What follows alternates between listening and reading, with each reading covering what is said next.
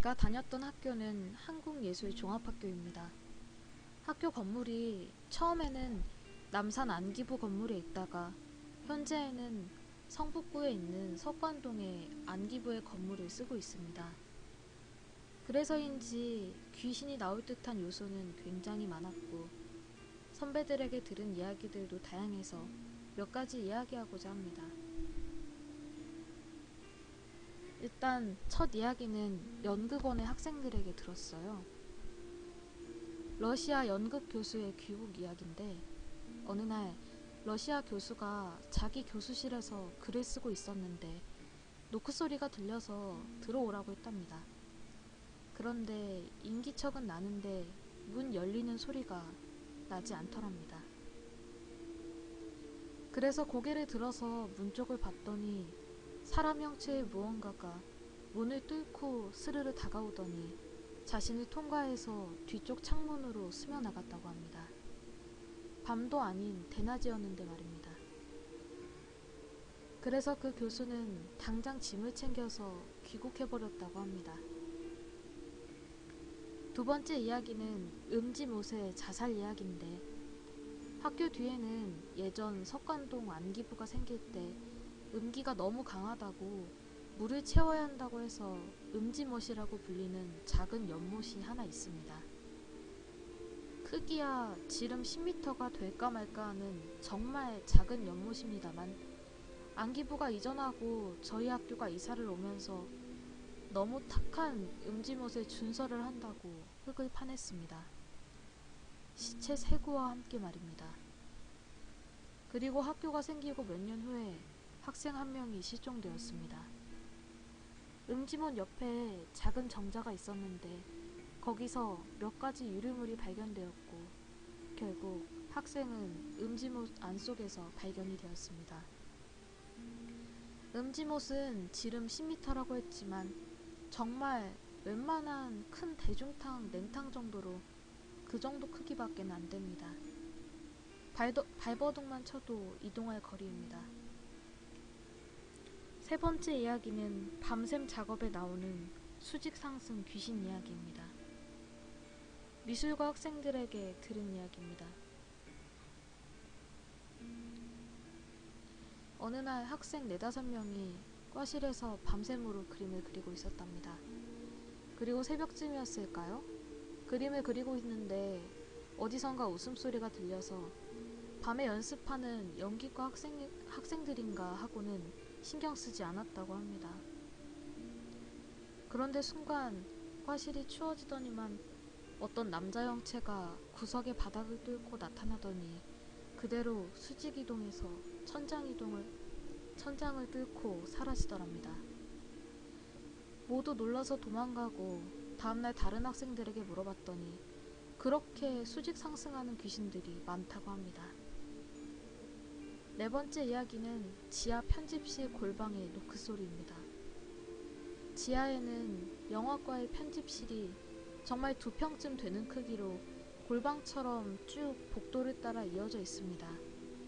그곳에는 식음을 전폐하고 밤을 새면서 편집을 하는 영화과 학생들이 많습니다만 편집 전공 학생들 사이에선 소문이 하나 떠돈다고 합니다. 새벽 3시쯤이면 방마다 노크하면서 지나가는 귀신이 있다고 합니다. 분명 똑똑 노크를 하면서 대꾸를 하던 문을 벌컥 열던 상관이 없다고 합니다. 단지 노크만 하고 사라지는 거죠. 그래서 그 노크 소리가 들리자마자 문을 벌컥 열고 복도를 봤는데 아무도 없고 아무 소리도 안 나더랍니다. 하지만 다음 방 학생에게 물어보면 방금 전에 노크 소리가 들렸다고 합니다. 안에서만 들리는 노크 소리고 형체도 안 보이는 노크 소리. 이젠 뭐 그냥 그러려니 한답니다. 매일 그러는 것도 아니고 1년에 2-3번 정도 그럴 때가 있다고 합니다. 5번째 이야기는 수송대에 들리는 한밤의 차량 소리입니다. 학교 뒤엔 예전에 군용 차량들이 서있던 수송대라는 큰 공터가 있습니다. 가운데 큰 콘크리트 바닥의 공터이고 주위엔 낮은 탱크나 수송용 트럭이 있던 창고들이 있었습니다.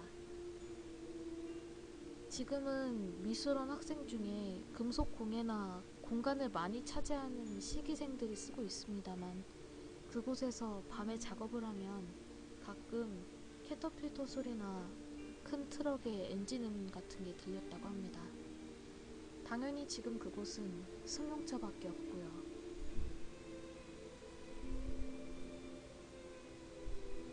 여섯 번째 이야기는 경비초소의 불빛입니다.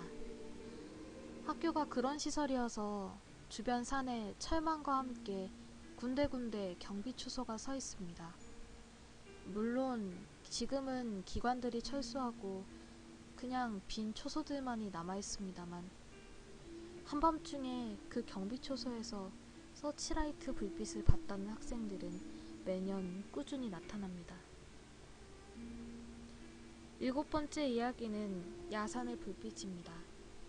위의 케이스랑 비슷한데 사람이 다니는 곳 말고 산 쪽에 사는 꽤나 울창한 편입니다. 가끔 한밤중에 갑자기 도깨비불 같은 불이 산을 돌아다니다가 꺼지는 경우도 있습니다. 여덟 번째 이야기는 산속의 개소리입니다.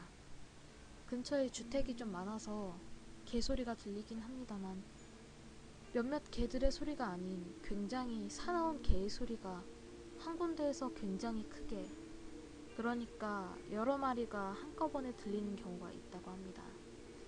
이건 신관에서 들리는 소리인데 마치 군견들이 몇십 마리 소리치는 것과 같은 소리라고 합니다. 그런데 지금은 없지만 신관에서 초소로 가는 산길 옆엔 예전에 군견을 키우던 것 같은 큰 개 사육장이 폐허가 돼서 남아 있습니다. 아홉 번째 이야기는 복도를 도는 뒷모습입니다. 이건 귀신 경험을 못 해봤다는 저도 실제로 봤습니다만, 사실 귀신인지 아닌지 가물가물합니다. 학교 구간은 일자로 생겨 있는데 복도가 일자이고 한쪽 빈칸은 예술극장이 있고 한쪽 빈칸은 천장까지 트인 중앙정원입니다. 복도를 따라서 바깥쪽으로 방들이 있죠. 그래서 건물 구조상 학교를 빙글빙글 계속 돌 수가 있는데, 어느 날 제가 학교에서 밤샘 작업을 하다가 화장실을 가려고 복도로 나섰습니다. 그런데 복도 코너에서 한 사람이 코너를 도는 게 보였어요. 화장실이 그쪽이어서 저도 걸어가서 코너를 돌았습니다. 그럼 또 반대쪽 끝에 코너를 도는 사람이 보입니다.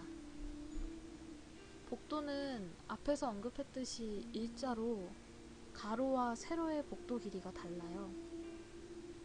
그 코너를 도는 사람이 내가 뒤따라오기를 기다려서 돌거나 내가 돌아 나와서 그 복도를 보기 직전 반대편까지 달려서 속도를 맞추지 않는 이상 매번 코너를 도는 뒷모습만 보기는 어렵습니다.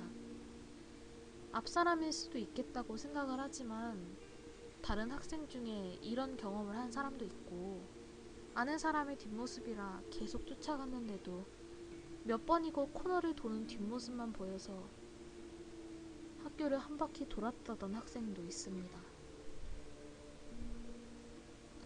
마지막 괴담입니다. 축제에 나타난 얼굴인데요.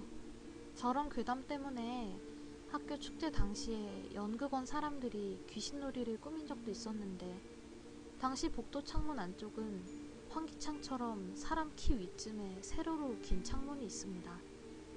거기에 종이죽으로 사람 얼굴이랑 손을 만들어서 창밖에서 안쪽으로 쳐다보게 달아놓고 분위기를 조성하기 위해서 축제 중에 학교의 내부 전원을 내려버렸습니다.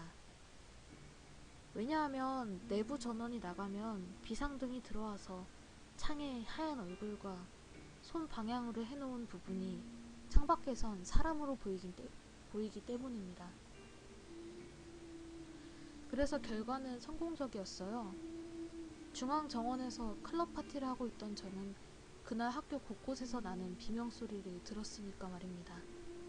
곧 전기가 들어오고 연극원에 깜짝 쑤였다는 걸 밝혔지만, 몇몇 학생들은 창밖이 아니라 복도를 비춘 비상 조명으로 복도 한가운데 쭈그려 앉아있는 아이를 봤다거나 기어다니는 여자를 봤다는 학생들도 나타났습니다.